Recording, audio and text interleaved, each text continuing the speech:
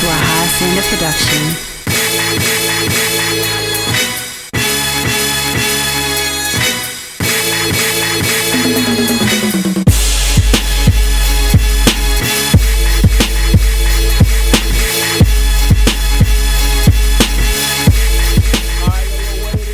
Your boy Deuces, and this is 101 with Deuces, brought to you by Geekset. And this is the show where I speak with creators, curators, culture pushers, and people you should know. And today, man, I got a very, very, very special guest, man. You've seen his artwork going around a lot lately within the past month in this quarantine. My man Marco Bernard, aka Masterminds Connect, man. What's good? What's up? What it is, what it do? How you feeling? Doing great, man. How you doing in this this COVID-19 scenario right now? Oh man, this is light work actually because I work from home, so I just be here anyways. That, you know what, that's what I was thinking as far as an artist, like, because you guys generally either in your art studio or at the crib and putting together material, like, this is really not too much of a big difference because you're already usually in your own world already creating. But it's Exactly. I know it's still different though, because, and we'll get into it, just doing some research on just what you've been doing. I know you got a couple of things that do require gatherings and everything. So it's one of those things that is like, I know that, like, that can be, on a creative standpoint, especially when you're trying to do things or trying to put together things with people, like, this situation can really hinder some of that progress. Yeah, it's actually it's like as far as day to day has been regular, but as far as like mentally, it's kind of tough because you don't know what's going on when you got family, you know, across the country and in different places. You don't know what they're doing. You don't know how Right. they're being safe. So that's the real thing, the mental part. But other than that, like I feel it's a good time to like kind of either go hard or dial it back and kind of appreciate little things. 100%, 100%. So Yeah. let's get into it. For the people who may not know who you are, if you had to sum yourself up in a couple of sentences, who is Marco Bernard? Well, I am Marco the artist. I reimagine the stories of your childhood, and I've been running Masterminds Connect for about 3 to 4 years, and that is a platform that I started to kind of um, bring light to people um, putting ideas together and kind of coming out with new innovative things. That's dope. That's dope. So for what really attracted me to just like you as an artist in general. I mean, obviously we saw the Pridelands, but Mhm. then I started like diving in deeper and everything. And I do like the way that you do blend cultures and some of the things that the pieces that you put together. What initially got you into just being an artist? Um, it's funny. It's funny because actually seeing The Lion King for the first time was when I was like, "Yo, like I really want to do this." I remember the exact day I was sitting in front of the TV watching The Lion King for the first time, and then after that, I just been drawing in school, drawing in class. I went to college for graphic design. Then after college, I kind of went back into illustration. I said, Yeah. you know what? Like I need to really put my all into this, and it's been paying off ever since. So I'm glad I took that chance. That's a tough movie to start off with, man. There's a lot of Whew, emotion in there. it's a lot. I think that's why. I think that's why. Like cartoons can make me feel like this. Right. And I think that's dope because, like, it's funny because when you look at something like that, right? Like, Mhm. in when you think of like an art world and you think about just in general just being inspired, especially being a person of color, and trying to be inspired in that realm, you wouldn't think that that would be it, because when you look at that, like, that doesn't really, there's really no race or anything attached to it, right? But I Exactly. think that is what makes it more special, is because a lot of people always think that we have to have some type of racial connection to it in order for us to be Hmm. inspired by it. But, like, Hmm. truth be told, and saying mostly anybody will tell you, Lion King is one of the best animated movies that ever came out. So that Fact. inspiration being drawn from that, and just even inspiring people of all colors and all races, I think that Hmm. that's really dope. Exactly. Yep. So, to kind of jump into kind of how the way that you approach your artwork, because you, like you said, you like to blend a lot of our childhood together. You know, so Yes. like you'll take characters, you'll utilize characters. What, where did that mindset come from? It just came from a lot of observation. To tell the truth, I think because when I'm drawing, I usually have movies playing in the background, so I'm not able to look at the screen very often. Hmm. So it really like I'm able to pick out different voice actors who play different characters. Like they play the same voice actor plays different characters. So if I'm not paying attention to the screen, I can tell like, oh, I heard this voice somewhere else. They probably played the same character. And I think that's when I started trying to put things together because something as something as like not thought of as a voice actor really makes a big difference in the characters. Right. So if let's say I did a piece where the guy from Darkwing Duck, Yeah. has the same voice actor as the same dude who plays Tigger. And you wouldn't ever put those together, Right. but when people find the connection, it's a lot more interesting. So Yeah. it's just little things like that. Or I did a piece where Gerald from Hey Arnold, you know how he has that high top? Yeah. He has the same high top as Marge Simpson. When you think about it, it's Yeah. the exact same, but like no one It really thinks is with about it the same unless it's curl and together. everything. Yeah, yeah. So that's I like to find the little things and put them together, and people are like, oh snap, never realized. And that's, I think that that's what makes it stand out too, is because when you look at, like, it's characters that you wouldn't think that would be together, Yeah, and you see them together, and it blends well. Shout out yeah, to Darkwing Duck as well. That's always one of my OG cartoons that I believe that if they, I would be here for a reboot or a yes, sir. version of, because I love Darkwing Duck. I like just Yes, sir. everything that he did. Yeah. The real ones know. The real ones definitely know. Right. So you're originally from the East Coast, out of New York, right? Yes, sir. But you're living in Cali. Living in Cali. Cali. Now, was that a move because of the work or school, or what was? How did you get out? How did you go across the whole country? So I grew up in New York, and I moved to Florida when I was 14, 15. And then I went to college in Florida. After college, I worked at like the Disney parks and stuff for a little bit. And then Florida is not the greatest place for someone in my field doing illustration Okay. because I mean, like, it's so hot down there. People just want to stay inside. So it's a lot of the same, like, do the same thing every day Right. mindset. So I had a friend who was driving out here. He got a job in LA, and then he was like, "Yo, come with me, make the drive." I was like, "All right." And since I didn't have a job at that time, I was applying to different jobs.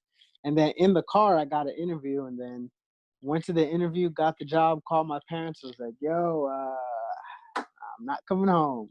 And then they're like, and they understood. They're like, "Yo, we'll pack up your car, ship it over, Yeah. and do your thing." And then I've been here ever since. That was in 2015.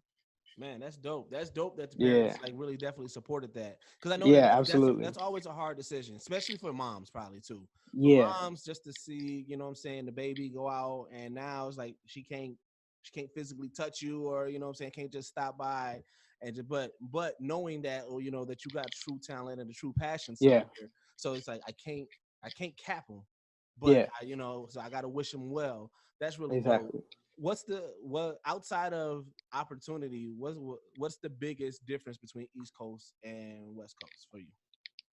Um, I would say the biggest well, I think it's the bigger difference is New York to LA. New York is more like stay in your own lane, do your thing, Yeah. hustle, like walk to where you need to go and do the thing. But LA is more like you relax, you take in the sides, but you're also like hustling, doing the thing, Right. networking, doing all those things. So I would say New York and Florida is like LA is a combination of New York and Florida. Right. So you have the nice weather, you know, the atmosphere, and then the hustle of New York, the weather of Florida makes LA. Okay. So Yeah. when it comes down to your artwork, what was the first piece that really started getting some traction for you? I feel like the first piece was a picture of Rick Ross. Okay. And it was when he underwent a lot of weight loss, and then he had the viral clip where he was talking about pears. Yeah. He's like, yo, I eat pears and shit like that.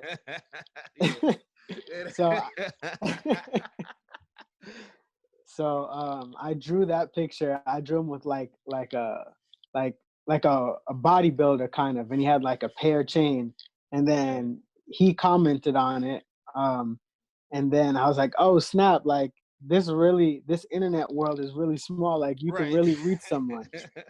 So after that, I just kept the ball rolling. Yep. And then I tried to find my niche, and then yeah, just been doing that.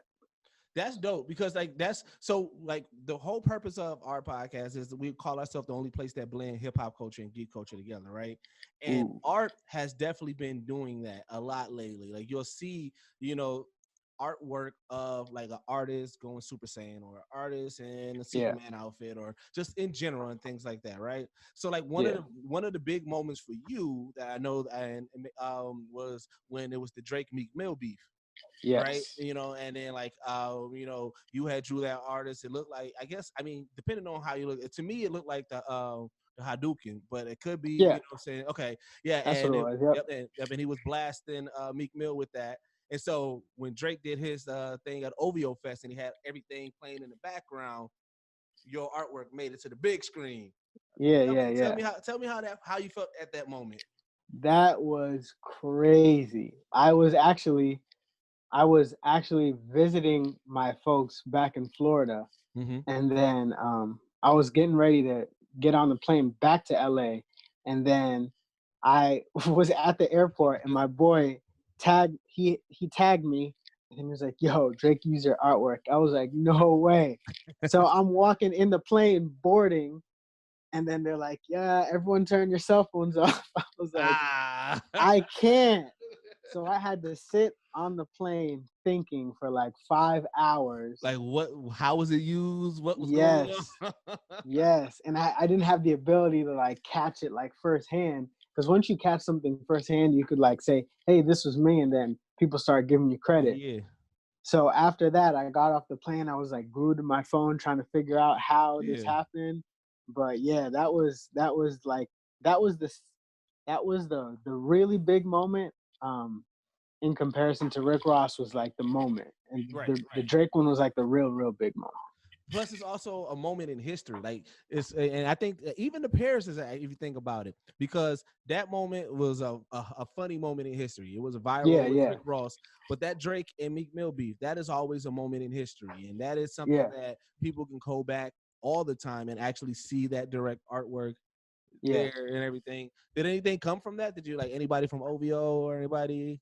Nah, I feel like I DM like 3 people from OVO.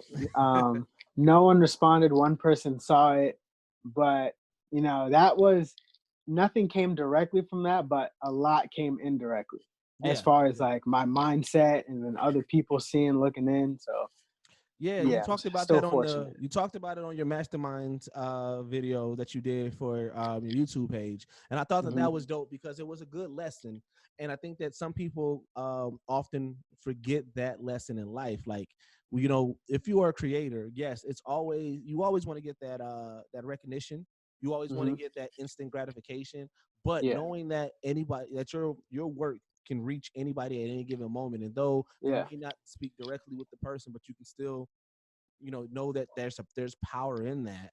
um exactly.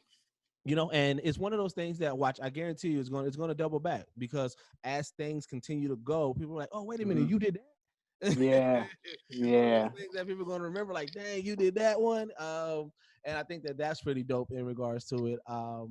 But no, and it was just a dope piece in general. And again, that goes back to that hip hop and geek culture, you know, yep, again, exactly. Drake and Meek Mill in that Street Fighter sense, Yeah. blended into that world, and I think that that was really dope. So I Appreciate guess it, man. yeah. So when it comes down to things like that, I guess what is your process of choosing what are you going to actually illustrate? Like, or is it just, are you moved in the moment? Do you have a method? Um, so a lot of things just come to me. Um, like just doing random mundane things like taking a shower, like chilling Mhm. on the couch. And then when things come to me, I write them down, Mhm. and then I kind of brainstorm what direction it can go, or I can see things happening in the media um, that I'm trying to find it. A lot of things is driven by humor, so I find like what's the funny part in this? How can we make this funny? And Right. then it goes from there, and then I try to find the little similarities, and then exaggerate those similarities. Right. And I think that approach, because like there's, when you think about like some of the other artists that's in there, I don't know if, that you see in that realm, and I think that's why I was like, oh man, I really want to speak with you in regards to it, because Hmm. you got to think about like when you look into the culture, even in the way that you do some of your artwork. Hmm. There's a level of swag that you put to your characters, right? So it's not just like, well, I'm just gonna take this character, redraw this character in a regular pose. Like you even like, like whether it is, putting them, like even the way that they're looking, the way that they're Yeah, yeah, yeah. positioned, like there's definitely swag put into it that I think that makes your artwork stand out so much. Yeah, I think it's like there's artists who are very, very, very good artists, good illustrators, like accurate. And there's a realm for that. And there's also a realm for people with great ideas. So Mhm. I'm trying to be like a little bit of both. Because the art can be great, but if it doesn't tell the story, it doesn't, it's not Right. gonna move people. But if if the artwork is like, I like to think of myself as having good taste. So if I throw the good taste into the artwork, Right. that's like a bunch of layers you can unfold about it. Just like, you know, um, I really like sneakers, and I'm sure like a lot of black people have that in common. We really Right. like sneaker culture. We really like fashion. So importing that fashion into the artwork is like another layer that I like to add. Jewelry, things like that, but Mhm. not so much as to like make it like blackify it or make it ghetto or anything. It's just like you can pinpoint what you want, but like people can see like, oh, why'd you make them black? No, I just put sneakers on them. Right. I'm not making them black. I'm just putting nice clothes on them. So Right. yeah, that's it's tough to do, but it's really fun. Yeah. What another thing that I think is really dope about that your artwork is that it is rooted into um some actual true artists that have some notoriety. So like I know that you've been on record saying that Glenn King and Jim Lee are your inspirations. Yes. And then you actually got to meet it was with Jim Lee at the Comic-Con, right? Yes, I Yeah, man. did. Yeah. So let's talk about that, man. How was that experience as far as just like you're at this moment where you're speaking with one of your inspirations, you're drawing while he's speaking. So like you're kind of like doing an exposition, playing an exposition game in front of him. And then for you to go up, have that conversation, give him the paper, and then somebody in the crowd says, show it, and then get that gratification from the crowd. Like, how did that Yeah, feel?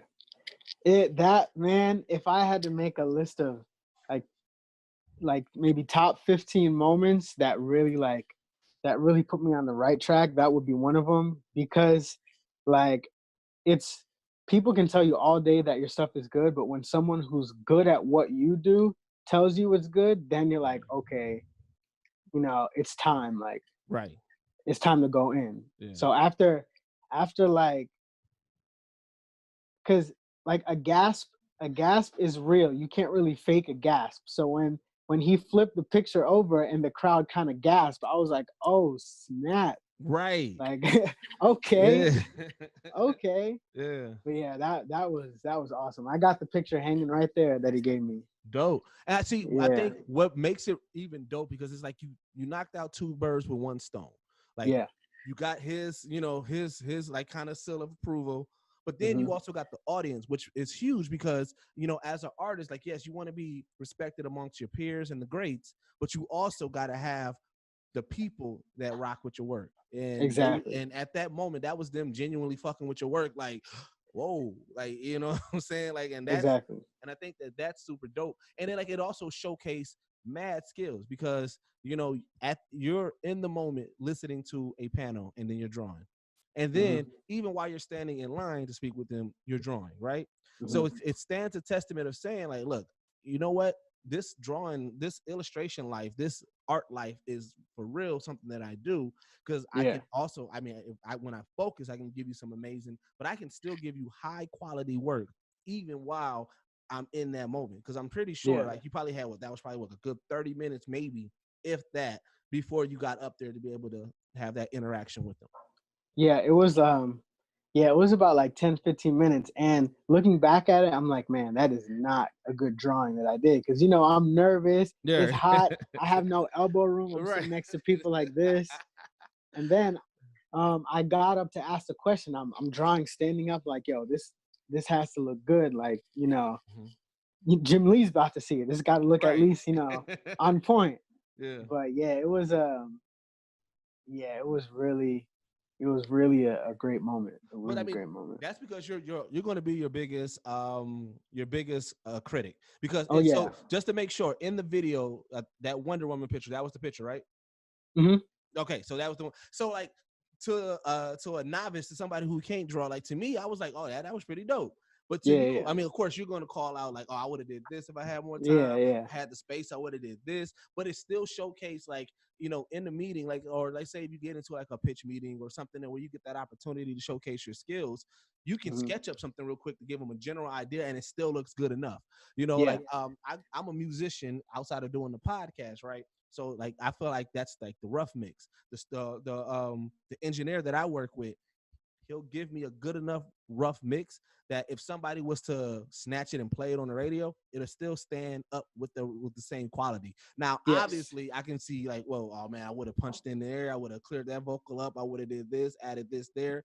But to somebody who's just listening to music, they may not be hearing all of that. So now to them, so it's that rough mix, but it's still good enough quality. That was your illustration. It was a rough mix, but it was still good enough quality to pass off right there. So speaking of kind of like your inspiration, and because like I said, you do a lot of like the blending hip hop culture, geek culture, and everything like that. One of the things that intrigued me on your website, and it's still again drawing from that hip hop culture, you do a thing called Drake and Draw. Yes. So man, I would say it was last year. I decided I wanted to throw like a cool little art event, like a sip and paint kind of joint. Right. And I know sip and paints are like, they're kind of pricey, and you don't, like, the regular person is not going to go home, take out a whole canvas and $60 worth of paints and paint something. But you'll take out a piece of paper and a pencil to draw something. So I decided, let's take that aspect and then let's bring it to people who don't normally draw. And then let's see if I could, you know, teach them how to draw a little something they could carry on for a while if they want to practice.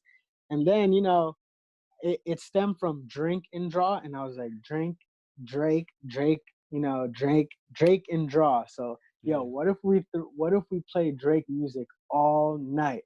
I'm sure people forgot that, you know, he has hits for absolute days. So let's do that. Let's throw it in.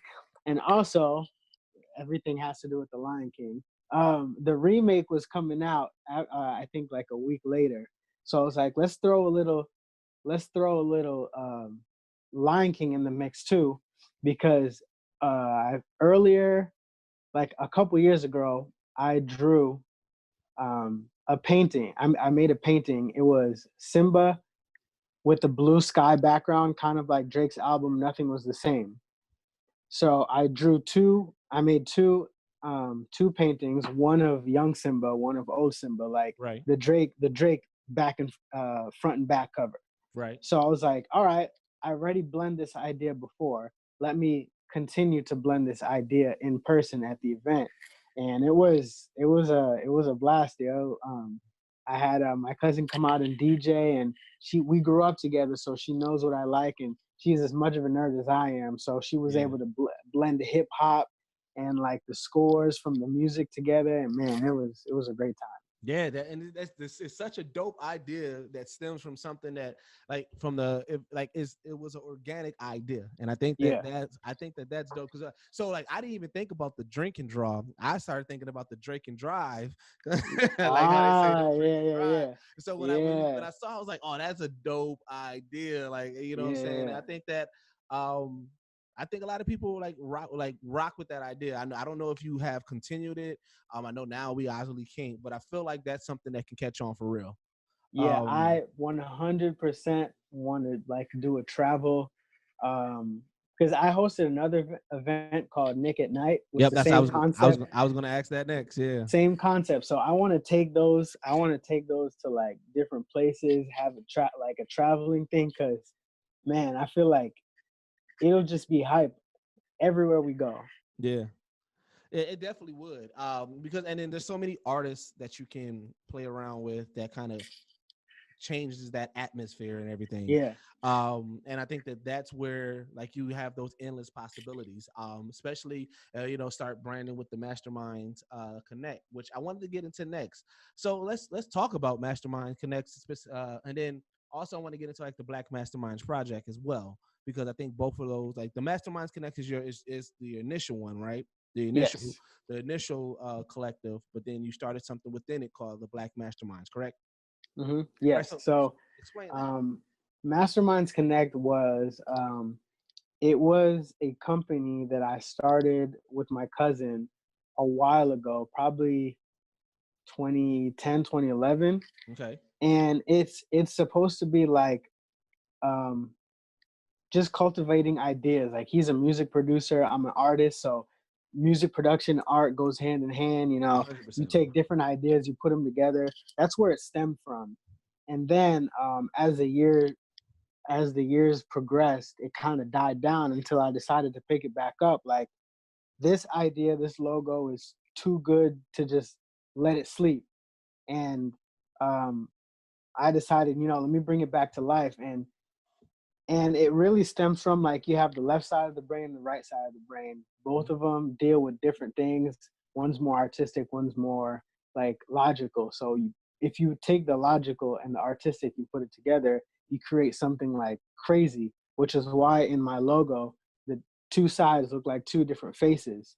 And the whole thing is a brain. So it symbolizes the sides of the brain.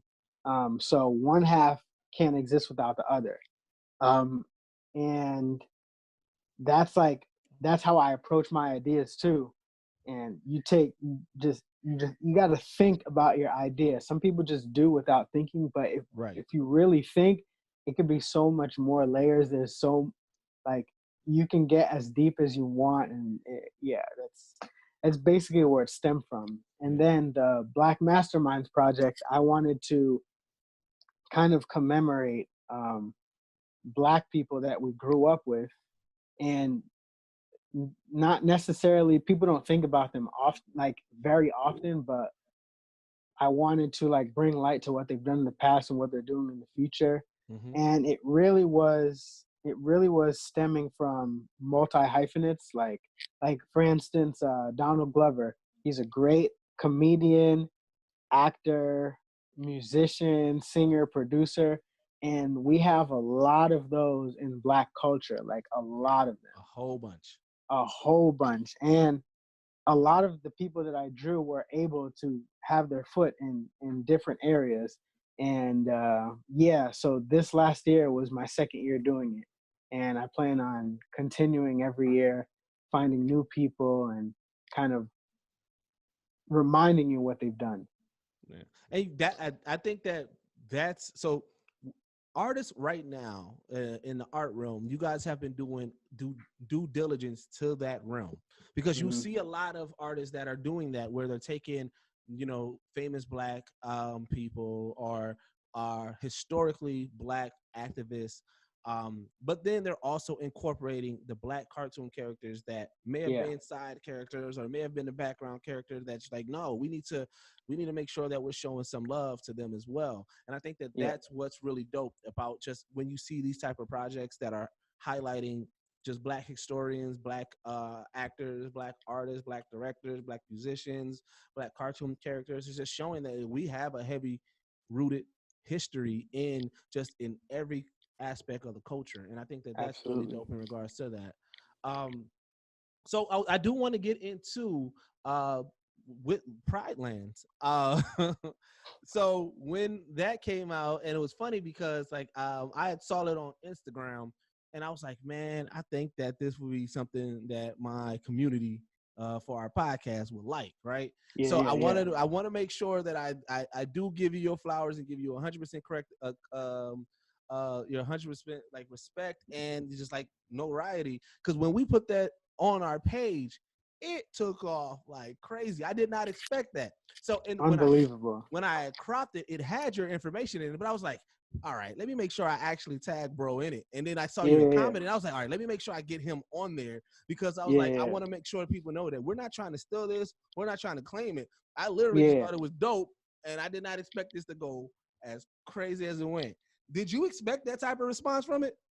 Absolutely not.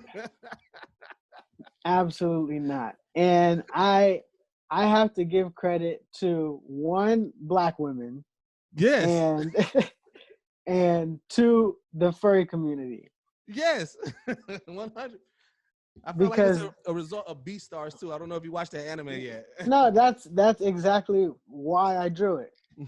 I watched Beastars, and I was like, yo, like, you know, the pack of lions. I was like, yo, what if Scar was one of those lions? So I drew that, and then I added, you know, some fashion into it. I added some flavor into it. Yeah, and you gave Scar the drip. He had the And I posted it, and it got more engagement than I normally get. And I'm just like, oh snap, all right. And I saw the comments, like people talking about who else I should draw, and then they're like, you know, Scar's daddy. I was like, yo, what are you saying right now? Like, it was so weird.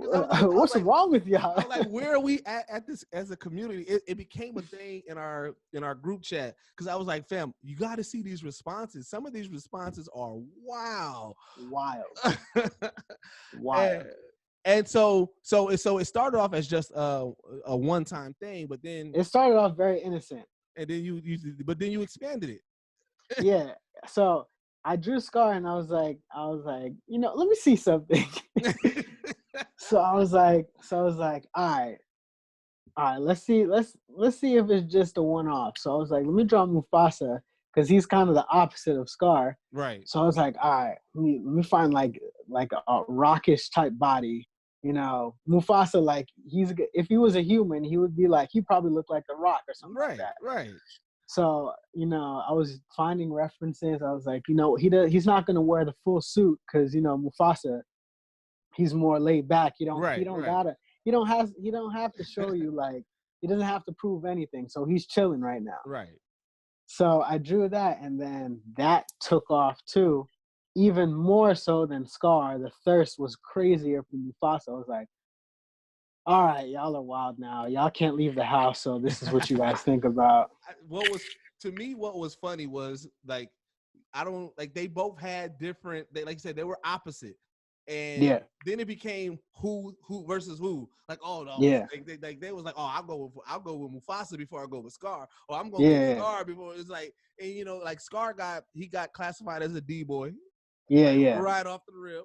And so, like, then they started comparing it to Russell Wilson and Future.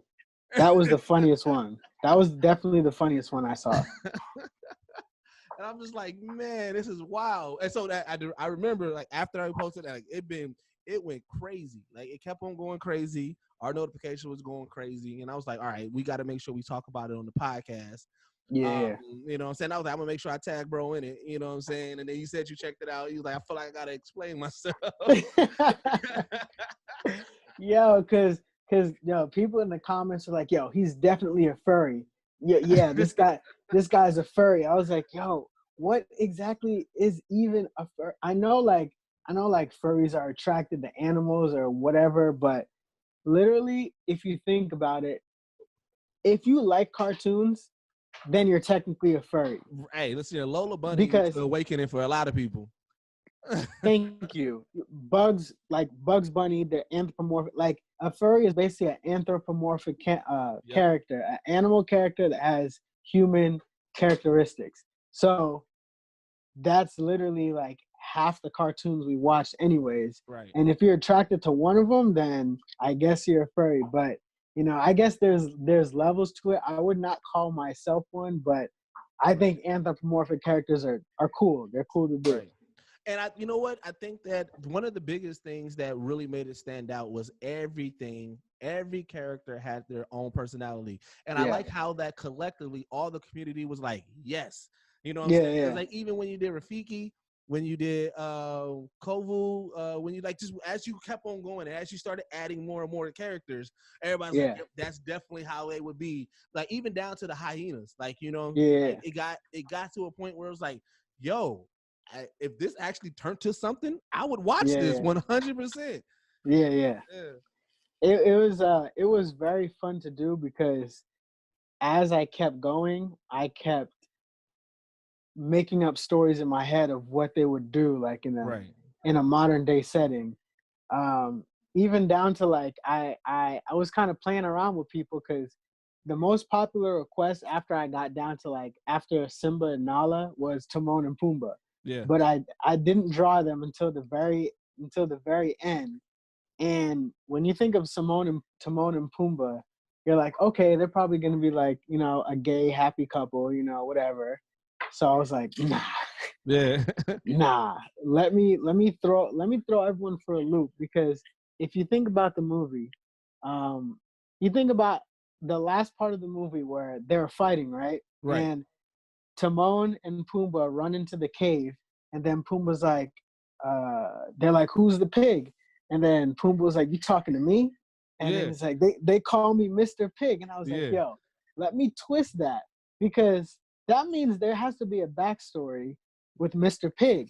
Oh yeah. So what if you made him like what like if a grunt? yo, what if he was really like Mr. Pig in real life? Who would you call in real life? Yo, that's Mr. Pig. Like he doesn't play any games. So that's kind of how I flipped it. Yeah, and see, it that's was what fun. I took from it. When I saw the Timon and Pumbaa, I was like, oh, they look like them the ones that get it done. Like, you know what I'm saying? Like they're the ones that get it done. Like you don't want to see them like when they come through the door, like, oh, you already know. I think that was dope. And then so was it always called Pridelands, or is that something that you came up afterwards? It was called at first it was called nothing. And then after I did the first 3, I was like, all right, I'm gonna call it Grasslands, because grasslands, lions live in the grasslands. And then I was like, yo, Pridelands, that's what it's called in the movie. That's too easy. So then it became Pridelands. And I think that because of that gave it its own identity. It made it like, I don't know, are you big into comic? Well, sorry, that was a dumb question. Have you read any of the Power Ranger comic books? No, but the one with the Ninja Turtle crossover is, oh man, that was super dope. The reason why I bring that up is because if you the Power Ranger comic books, they take the campiness out of Power Rangers and then they turn it into something serious, right? So like when I look at your Pridelands, I'm like, oh man, if this was a reimagining of Lion King but in a different realm, it wouldn't be even though there's still some savage stuff in Lion King, it'll just be a more serious Lion King, and definitely called Pridelands. Like that's like that would be the new name, of whatever this graphic novel or whatever the case may be. And I can see all these characters within it in a different type of setting.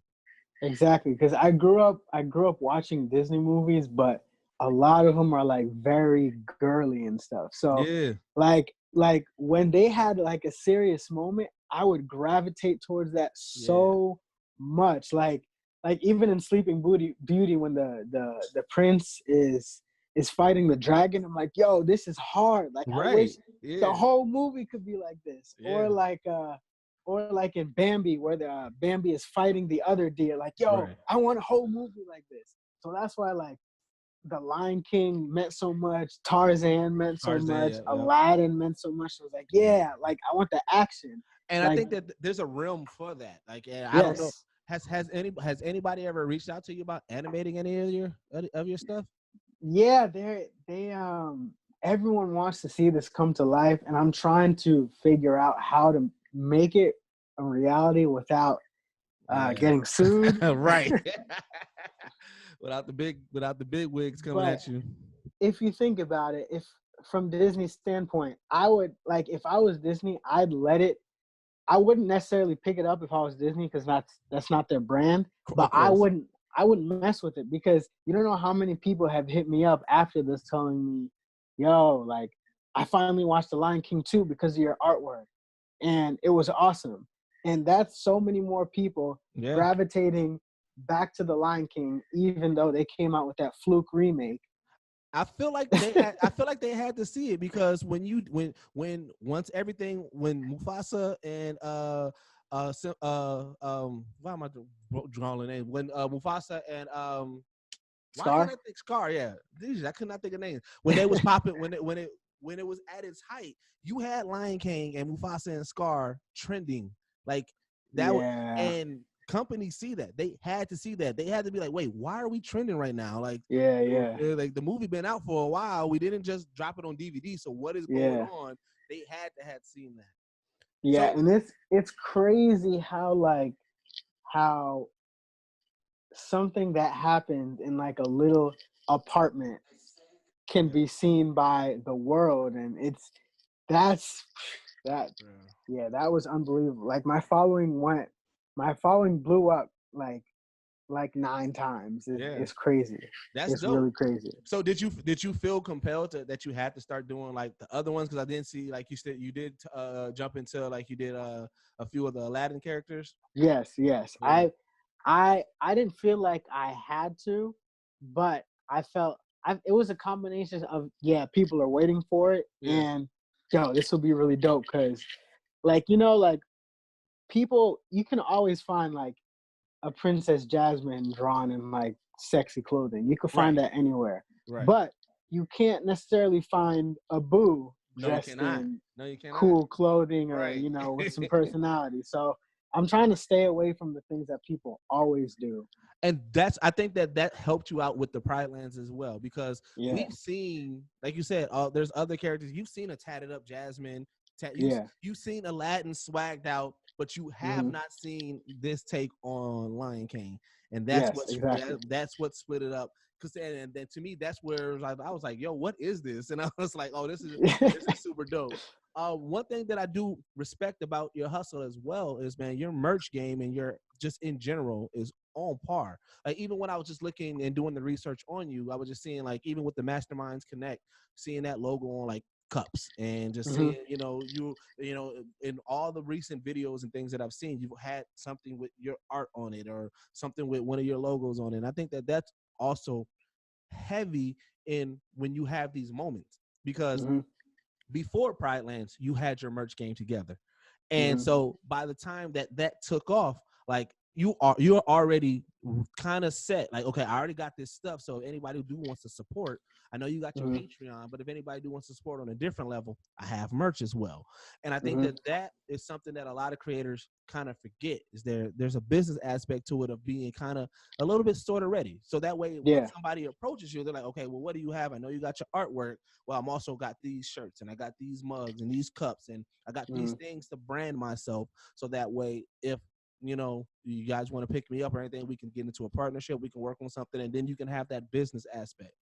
How, was that always like the thought process, or like how did you get into like just getting your merch together?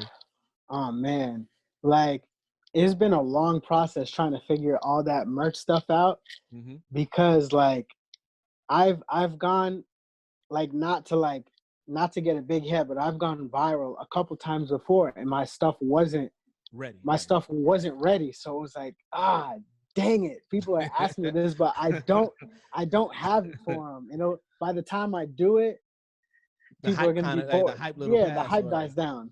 So like, so I'm like, all right, I'm not going to make that mistake. So then I started researching places that I can get my prints from, my t-shirts from, different merchandise from, so that when I need it, they're a phone call away. They'll Right. get the stuff done within a day to a week. So it's like, all right, well, since I have to plan ahead. So I knew that I was gonna do like 3 characters, but I didn't know I was gonna do all of them. Right. So in the middle, I was like, all right, I'm gonna do all of them. Let me make sure all the files are set up perfectly, so when it's done, straight to ship, and then they can get their stuff immediately.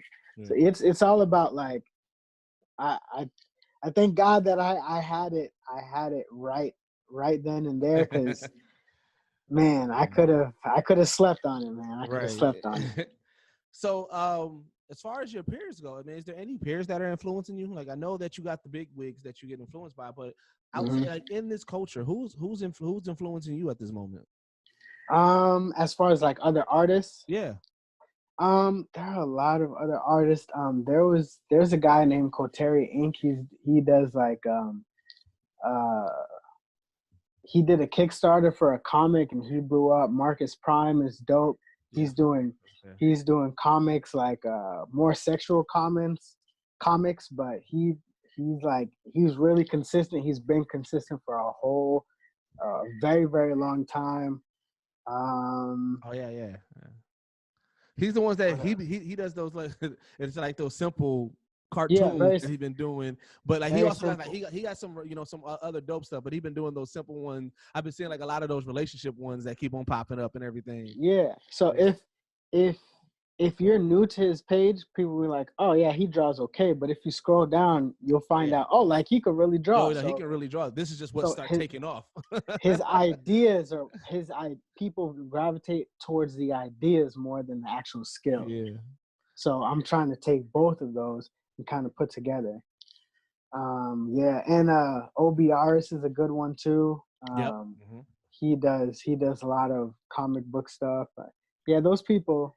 And I have like a peer group who we always like motivate each other, like artists on my level, give feedback and stuff. Yeah, so it's important to build a community in whatever you're doing. No, it definitely is, and that's the thing. Is like you're at a space where like you have your community, like as far as like, and I think that's huge for artists in general. Once you start building your fan base where people want to see what you are doing, because then you can blend those communities. I know that this 6-panel contest, or I guess challenge that's been going on, where it's like give me 6 months. That's been dope for a lot of artists, because I know a lot of artists been capitalizing on just trying to get that together. And everything. So I'm just kind of browsing through some of your past work and everything. But I think that's dope. It's always dope that you can get some type of motivation from your peers and everything. One thing I just saw that you, as I was going through your work, you did the Blash, which is What's Good. Oh yeah. I just so he's gonna be our next interview drop-in, man. He's cool people, man. Oh snap! Yeah, that's the homie, man. Yeah, and but see, and that's the thing too, and that's what I was gonna. What's funny is, I was when you was telling me when I was looking researching you, and I was looking into some of your history, and you were saying that you worked at Disneyland. I feel like a lot of artists worked at Disney. Because in his story, he worked at Disneyland as well. Your story, I don't know if you're familiar with this dude named Swoozy. Oh yeah, I met him. He worked at Disneyland. I'm like, I feel like all these creators, all these dope creators who's putting out dope content, all of you guys worked at Disney. Yeah, I remember I met Swoozy like my second year working there. I was face painting, and I was like, "Yo, Swoozy!" Hey. And then he turned around with this girl. He's like, "Yeah, what up?" I was like, "Yo, bro, if you want to get your face painted, just come right. Yeah, I got you." And then he's like, "Yeah, like cool." And then I remembered, I was like, "Oh, regular people don't get their face painted like that." But yeah, man, that's a super random intro. Like, hey, man, super random, because I'm like wearing my face painting apron and stuff. Like, who is this cornball, man? Oh man, no, that's hilarious. But I felt like, but you know what's funny? It's just like those odd jobs that you work during your path. It's kind of like it builds you because you're like, man, like you have this vision on what it's going to do for you. I'm pretty sure you cool because I'm gonna be doing this. I'm gonna be close to Disney. I'm about to have the opportunity, and then like it doesn't really turn out how you expect. But then absolutely not. But then you get funny stories like that. Absolutely, yeah. I was part of the Disney college program, and I'm like, yeah, prestigious Disney college program. I'm about to make so many connections. I'm gonna be a Disney animator by the time this is over. No. But I feel like it did curate like a higher level of understanding of what Disney does in the background and like how stories are put together and how like, how you really got to think about things and think about the end game as opposed to like thinking about right now, what you can do right now. Yeah. So is there any plans to do any like any book, any graphic novel? I guess like what's in the works for you? I want to develop a motion graphic novel, like a motion comic. Mm-hmm. So like a couple of panels will be regular, graphic novel style, and then a last panel will be animated. So because animation is very expensive, so if you could do one panel, you give people a taste, and then I think that will really hit. That will really be good. So that's the plan. If it might get shut down, it might not, but either way, that's the plan. Yeah. Also working on some. You're talking about doing this with Pridelands? Yeah, with Pridelands. Okay. Yep. Mm-hmm. And after, I'm gonna continue doing some more characters. I'm working on Shere Khan right now. Oh snap! Exclusive. No, really. Like like today. Like today, I was working on it. After that, I'm gonna dabble in a few other things, but once the world opens back up, man, I wanna do some more event hosting. A little like not right when it opens back up, because you gotta wait it out a little bit, but maybe like towards the end of the year, maybe November, December. Yeah. Then we could start like go hard with a really like dope fun event. What part of Cali you in? LA. All right, because I know that so we're probably gonna be out there for so we got this connection with Crunchyroll Expo, so we was out there last year. Oh snap! Yeah, we was out there last year, got the live podcast from the floor and everything, so we're probably gonna be there this year if they open things back up. Yeah, if they still do it. Yeah. We definitely should connect, man. Definitely should connect. Oh, absolutely. Yeah, because the West Coast, man. The one thing that I do like about the West Coast is there's a lot of creators out there, like outside of just in general, like in every realm, every aspect. So it's like there's so much to do, and when we get out there, now that we like this will be our second year getting out there, one of the goals that I want to do is I want to just kind of create with more people. What we have to offer is our podcast, is us as hosts and just in general, like our following and just like how we approach things. And I think that if we can start blending things together and start getting people together and doing things, and even if it is just even us hosting like a meetup or hosting something, like I think that that'd be really dope to get a lot of creators together. So like we definitely got to stay in contact and everything. Okay, so I'm definitely down for that. So we have two segments that we do before we end out. One of them that I want to do, and I try to. It's called Top 5, where we kind of do that Top 5. So I want to put it in your realm. There's going to be 2 Top 5s on one. So Top 5 artists for right off the rip, because it's in your field of work. Top 5 artists for you as far as illustration or comics or whatever the case. Okay, in no order. Glenn Keane, Jim Lee. Bruce Smith, Keith Haring, and Da Vinci. Okay. All right. Dope. I respect that list. All right. So this one is kind of a little bit more fun, but it's kind of with animation. As far as the animated movies, obviously Lion King is one of your favorite. Top 5 animated movies for you. Prince of Egypt, Lion King, Beauty and the Beast. Animated movies. What tops that? Aladdin, Hercules. Right. Hercules and Tarzan can be switched out though. Okay, all right. You know what? You threw me for a loop. I did not. You don't expect the guy to say Beauty and the Beast often. It's because of the beast, bro. You know how I was talking about how like I clung on to those action moments. Yeah. Yo, when he messed up those wolves after he was going to rescue, I'm like, I would watch that scene over and over, and at the end when he was fighting Gaston, and then he was holding him by the neck above the building, like, yo, I could kill you if I wanted. That's when you got to see the real beast. But I'm gonna put you down. Right. I'm gonna scare you. I'm gonna stall you out, but yeah. You're gonna be shook, but you know. All right. Man. And so the last segment that we do is called recommendations. So we always try to recommend something for our listeners or our viewers to check out, whether it's something within the culture. It could be anything from anime, movies, comic books, whatever the graphic novel, whatever the case. What would be a recommendation that you would like the viewers to check out? Recommendation. I would say I have two recommendations. Read Bob Iger's book, The Ride of a Lifetime. Really good book. And I would say to watch either Dave or Raimi on Hulu. I fucking love Dave, bro. Yo. Dave is my shit. Dave is the funniest show out right now. It is hilarious. Dave is the funniest show out right now. Oh my god, no, that show is so fucking good. The funniest show out right now. Yeah. All right, well, tell the viewers how they can find you, bro. All right, well, you can find me on Instagram, Masterminds Connect. Mastermind has an S at the end of it. You can find me everywhere if you go to my website, mastermindsconnect.com. You know, it has the links to all my pages. If you can't find Masterminds Connect, search Marco the Artist.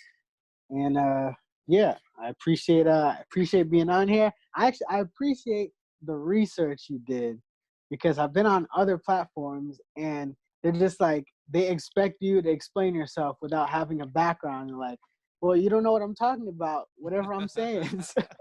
So yeah, I appreciate the research, and then you did it correctly. It flowed, and it was a good, like, general conversation, bro. I appreciate it. Man, that's what this whole platform is about. You know, when I started the platform, I was like, I'm a content creator myself. I do music, I do the podcast, but I said there's a lot of people that I think that people should really be aware of. And when I first saw your work, it was like, okay, it was just the shock of that. So then as I started looking more into it, I was like, yo, I want to actually talk to bro, because his work is really good. And I feel like there's a story, a good story here. And then as I started doing more and more research, I'm like, oh, yo, bro, stand up for real. Like, you know, he's doing things for Black people. He's doing things in the love of art. Got his merch game together. And I was like, yeah, this is somebody that I think the people should uplift, because you are somebody of both cultures, in hip hop culture and geek culture, and you're doing it right. And that's something that we got to make sure that we're giving people their flowers as they're here. Not just, you know, if, you know, God forbid, but not if anything happened, we don't be like, oh man, you know, Marco was a good artist. No, we need to celebrate you now, bro, because like that right there, it sparks so much. And when you think about, like, even just in Disney, like even the thought process of doing Pridelands, yeah, granted, Disney is the big machine and everything like that, but this proves and shows that, look, even the little guy that you guys deem as the little guy is out here making waves for you with something, with the idea. So this is not something that we need to sleep on. And this is something that I believe that the people should definitely be aware of, as far as who you are, what you got going on outside of just the Pridelands, because you got more than that. And that's why I wanted to have that conversation, just so people can get a deeper understanding of who you are as a person, who you are as an artist, and what your goals and aspirations are and everything. So I appreciate you taking this time for real. And again, like I said, you know, this is the only place that blend hip hop culture and geek culture together. This has been my guy, Marco Bernard. Definitely make sure y'all check him out. You guys will see more things, because we will definitely make sure that we continue to support and post them on our stuff as well, man. Absolutely. Appreciate you, man. This was fun. This was fun, man.